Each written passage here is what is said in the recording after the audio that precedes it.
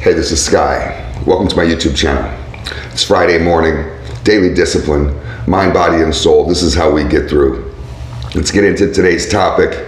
Give ourselves something to think about, to marinate on for the day. Hope you guys are staying up with your studies. Hope you guys are staying up with your workout. I just got done reading. I'm doing my morning studies right now. I'm gonna eat me a good, healthy breakfast, bounce to the gym, and then I got my whole day of work ahead of me. This is the only way we can program, is through productivity. All you lazy motherfuckers, turn the video off right now, go back to sleep. We don't need you. Let's just get into it. You know, it's better to be underestimated than overestimated. Be underestimated.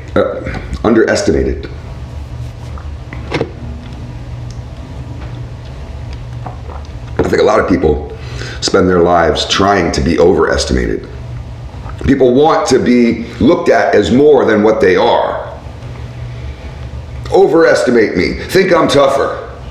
Think I'm bigger. Maybe I'll manipulate my clothing, wear extra tight shirts and, extra tight clothes and walk around posturing. But see me as bigger, as larger, as richer.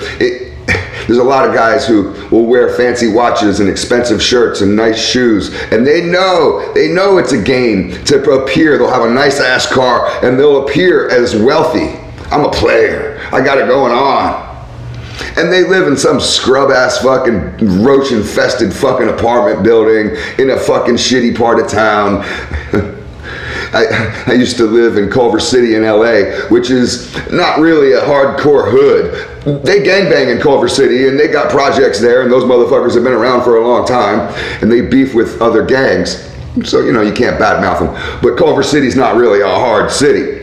It's like a hood adjacent. That's what I look at Culver City as. But, whatever. Where I lived, there were shootings. I saw murders. I'm walking down the block one day and it's low income area, apartments and shit. Every single motherfucking car parked out front. They're all parallel parked along Overland Boulevard. Were nice cars. Every one of them, nice cars. Except for mine. I had a little bullshit ass Honda Civic hatchback. A little bucket. Everybody else was driving $60,000 cars. We're in the fucking hood. I used to walk my dogs every day. Had two big giant German Shepherds. Scare motherfuckers off. Guys with tattoos on their face, and they're hard, they're all jacked up. These motherfuckers, these bodybuilder, fucking big time shot callers, these guys that you like, they would cross the street. They see me coming with my dogs, they'd be like, oh hell no. It was great. These dogs would be just sniffing anybody. And I would look inside motherfuckers' windows, because I used to be a thief. I'm not sitting there peeping in your window, but if I'm walking my dog by and you had your windows open, oh, you best believe I'm scoping your shit out, just as a habit. And I was a normal guy at that point, somewhat, but it's just a habit. So all these motherfuckers got their fucking windows open and I'm scoping each apartment out. And everybody got a nice car out front with expensive rims and a fucking giant TV. This is when flat screens first came out and they were expensive as shit. And everybody had them. And I'm just like, we're in the hood. And you guys are all frauds. We're living down here broke as shit. All you motherfuckers are on welfare. And you're all frauds. Mismanaging your money, obviously. But, I mean, look at you. There's this type of dude who he wants to impress women. So he puts on these airs about himself. And I've always wondered, how long is this game gonna last you? Because you're gonna get her over your house and she's gonna realize you're just a fucking loser. You're a broke loser.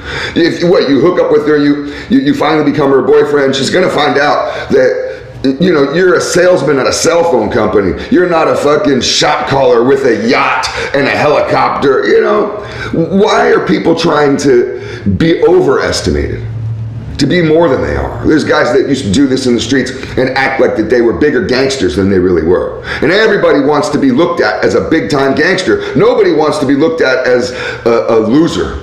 Oh, that guy ain't about nothing, ain't about shit. That crew over there, they're not about nothing, they ain't about shit, they don't make no money, they don't do nothing, they're soft, they're suckers. Nobody wants to have their crew seen that way.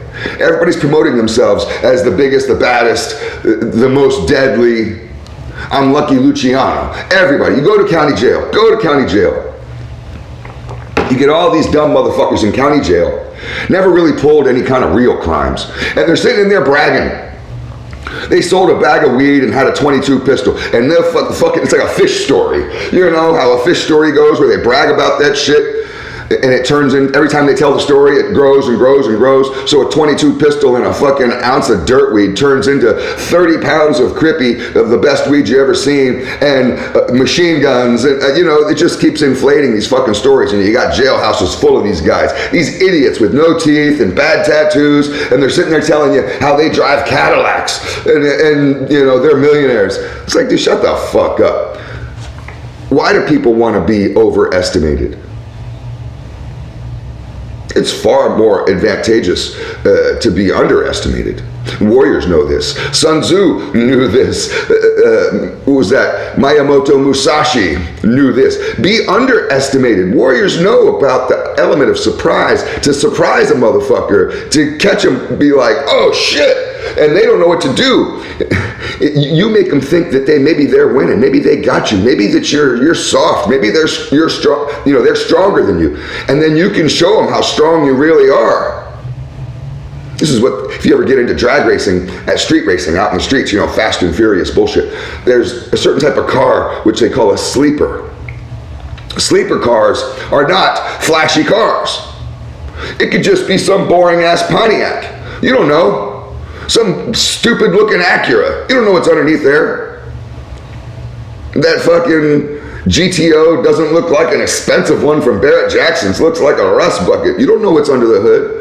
And these guys go out there and they race, and you could be sitting there like, and you have your fancy shit. You have little stickers that say nitrous on your fucking side of your car, NOS stickers, but you don't really have nitrous. You're overestimated. Racing against an underestimated motherfucker.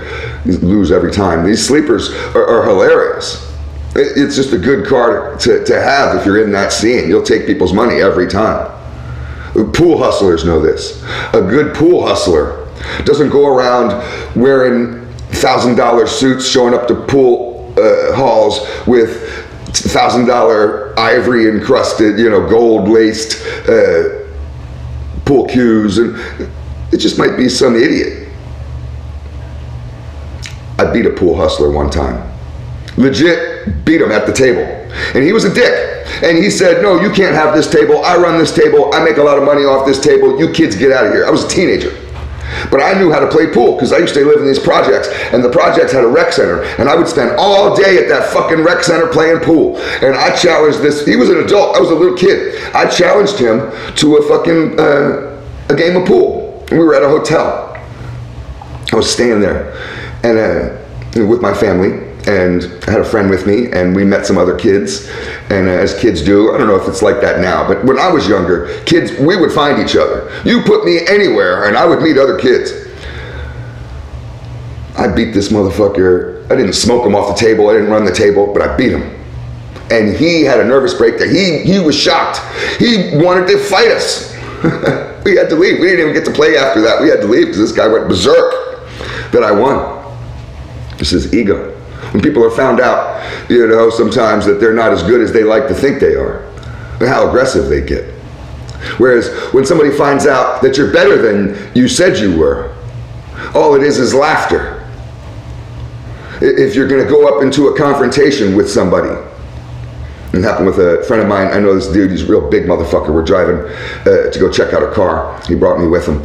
We're on our way back. We stop at the convenience store. He wanted to go buy some cigarettes or whatever. And this motherfucker is 7 feet tall all day long, 380 pounds, big guy. He's not a bodybuilder or anything, but he's not fat. Just a big, giant son of a bitch, like fucking Bigfoot, like Sasquatch. And we're sitting in the car, and he's got a Honda Accord, a nice one, like a newer one, but we sit down low in it. I guess you can't really tell how big he is. And there were some dudes there, some gold teeth dreadlock dudes that were talking shit to him. They didn't even see me. I was in the passenger seat, fucking tinted windows. He has the window rolled down. I'm noticing he's having words with the car next to him. Well, next thing you know, he leans over and he says, just hold on for a minute. He opens the door, gets out, and he's big. These guys in the next car, you see the look on their face, and they sped off. And they had totally underestimated this guy. Just some punk white boy in a Honda Accord. Fuck this motherfucker until he got out. And then it was just like, oh shit. And the whole time, these guys, it was obvious, they weren't real thugs, real gangsters. They were playing this game of trying to be overestimated. Trying to pretend with like a peacock. You know how peacocks do? That's what I call it, peacocking. These motherfuckers show off what they got, but they don't really got nothing. They're just weak. It's far better to be underestimated. It gives you the element of surprise. It makes it so whenever you burst out with your energy in whatever direction that you're going, you always surprise people. So when people think that you're not as smart as you really are and you bust out some knowledge, people are just like, God damn. When you're stronger than you brag about, you don't go around posturing and bragging about how strong you are, but something happens and you're more resilient. And people are like, wow, everybody else is fucked up. That fucked me up. And you're so strong. Some people found this out during COVID. There were some people that were so weak and some people that were really strong. When you're underestimated, you can surprise people with, I said strength, that's, I was talking about mental strength, but physical strength, obviously. You can surprise people with every aspect of who you are. And when you're underestimated, with that element of surprise on the entire world, you build your confidence. You become supremely confident in who you are as you navigate. You navigate with a smile on your face, that sinister smile, because you know what you're hiding. You know the hand you got at the poker table. And you're sitting there acting like a loser, but you're going to win the game. Be underestimated. It's all food for thought.